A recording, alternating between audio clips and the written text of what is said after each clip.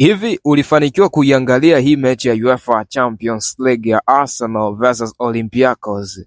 Ilikuwa mechi fulani hivi ambayo klabu ya Arsenal iliweza kukosa magoli mengi sana. Endapo wangeweza kufunga nafasi zote ambazo walizipata kwenye mchezo huu, basi Arsenal wangeweza kuibuka na ushindi wa magoli mengi sana, lakini wameweza kupata magoli 2-0 tu katika mchezo wa UEFA Champions League.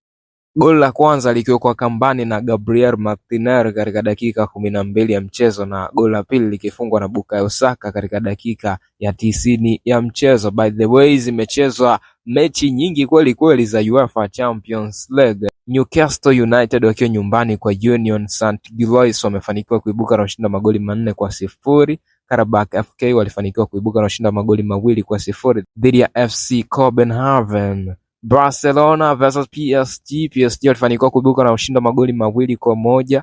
Leverkusen dhidi ya PSV, mechi ilimalizika kwa sare ya goli 1-1. Borussia Dortmund dhidi ya Athletic Club. Borussia Dortmund walifanikiwa kuibuka na ushindi wa magoli 4-1.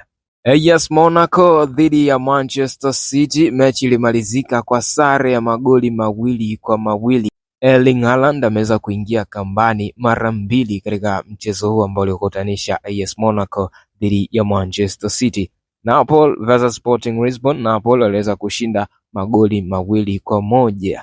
Højlund akifanikiwa kushinda magoli yote 2 kwa upande wa Napoli.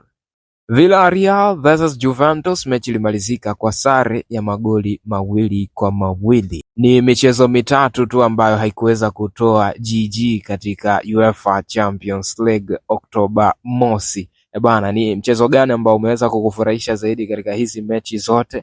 Drop your comment hapo kwenye comment. Hapa ni Super 12 ya Dino Television. Baki na sisi kwa story mob zaidi za kimichezo.